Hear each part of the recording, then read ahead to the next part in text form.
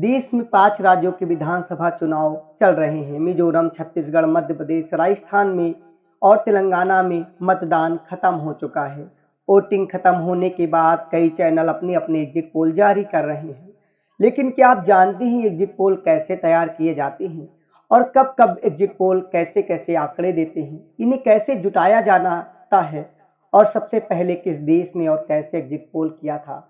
कितने सटीक होते हैं एग्जिट पोल? और एग्जिट पोल को जुटाने का तरीका। मीडिया छात्र होने के नाते हमने कई एग्जिट पोल में भाग लिया और इन एग्जिट पोलों का हिस्सा रहने की वजह से हम आपको इसके बारे में बखूबी बता पाएंगे।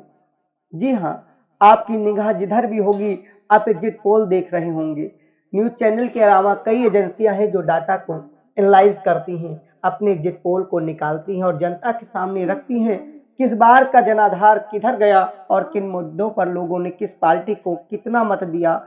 इस आधार पे किस राज्य में किस सीट पर किसकी सरकार यानी कौन सा प्रत्याशी जीतेगा। अमूमन 5 राज्यों में कौन कहां कितनी सीटें पा रहा है, किसकी सरकार बनेगी, अगर ये स्थिति हुई तो क्या होगा। हालांकि एग्जिट पोल के आंकड़े कभी सटीक नहीं रहे हैं, ये भी एक सच है। शुरुआत में एग्जिट पोल काफी करीब गया था, लेकिन काफी हद तक एग्जिट पोल चुनाव की तस्वीर साफ कर देते हैं कि जनाधार किधर गया है, यानी इस बार किसकी झोली में मतदाताओं ने मत डाला है, यानी राजनीति का ऊट इस करवट है। एग्जिट पोल कब शुरू हुए और इसके दावे का आधार क्या है, ये बहुत कम लोग जानते हैं, लेकिन हम आपको बता दें एग्जिट पोल सदैव मतदान प्रक्रिया पूरी होने के बाद दिखाए जाने वाले सर्वे होते हैं, क्योंकि इससे मतदान प्रभावित नहीं किया जा सकता। हालांकि जो पहली बार मतदान से पहले एग्जिट पोल होते थे उन्हें बीच में दिखाते थे, जिसका माहौल देखकर जनता इधर से उधर हो जाया करती थी। लेकिन 1998 के बाद एग्जिट पोल चुनाव की यानी आखिरी मतदान होने के 1 घंटे बाद से शुरू होता है।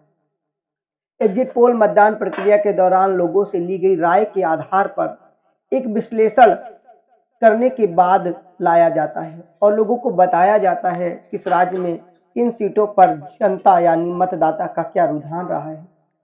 तो यह बताने की अमूमन कोशिश करता है कि इस राज्य में फला की यानी फलाने दल को इतनी सीटें मिल रही हैं और इस दल में इनकी सरकार बनेगी। तमाम एग्जिट पोल देखकर आप बखूबी समझ चुके होंगे। लेकिन अगर एग्जिट पोल के भारत में इतिहास से पहले हम बता दें, एग्जिट पोल का जन्म नीदरलैंड में हुआ था। यहाँ के एक समाजशास्त्री और पूर्व राजनेता मार्सेल वैन डैम ने एग्जिट पोल शुरू किया, इसीलिए इन्हें एग्जिट पोल का जनक कहा जाता है।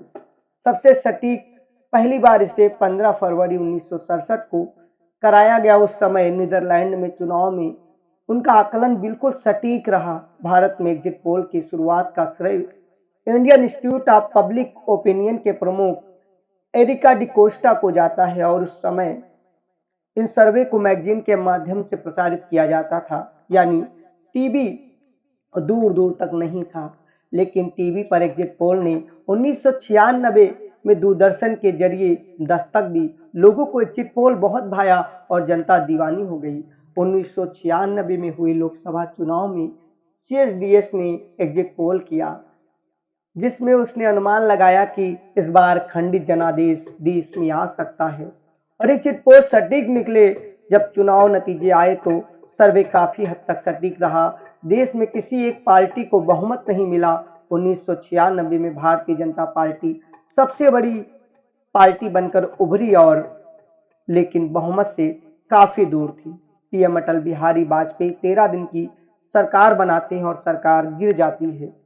1998 का दौर आते आते लोकसभा चुनाव में लगभग हर प्रमुख समाचार चैनलों ने अपने अपने एग्जिट पोल किए, लेकिन एग्जिट पोल के सटीक आंकड़े इस बार भी नहीं निकले। लेकिन एक चीज निकल कर आई कि जनता के बीच ये एग्जिट पोल पॉपुलर हो गए, जनता दीवानी हो गई और इंतजार करने लगी।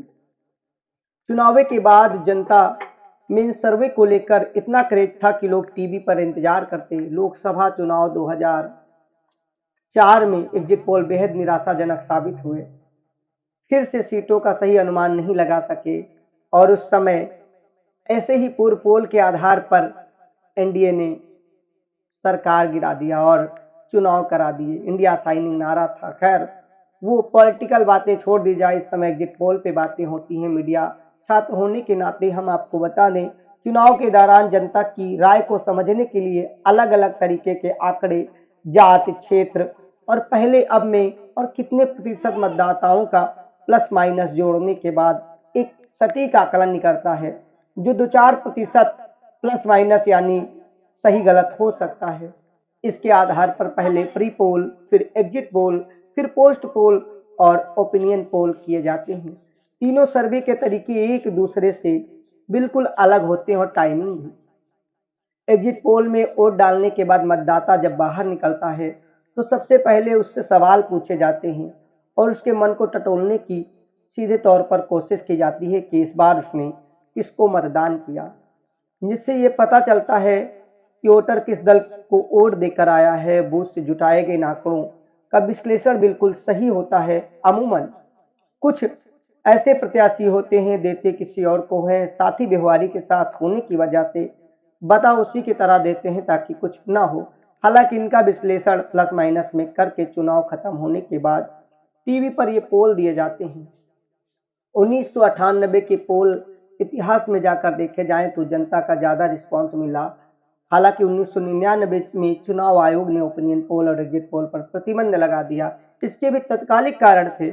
इससे के इस प्रावधान के खिलाफ एक अखबार ने सुप्रीम कोर्ट में याचिका दायर की और सुनवाई के बाद कोर्ट ने चुनाव आयोग के फैसले को निरस्त कर दिया और वर्ष 2009 के लोकसभा चुनाव से पहले एक बार फिर एग्जिट पोल पर प्रतिबंध लगाए जाने की मांग उठी, लेकिन इस बार संशोधन और अध्यादेश आए और एग्जिट पोल निकाले गए।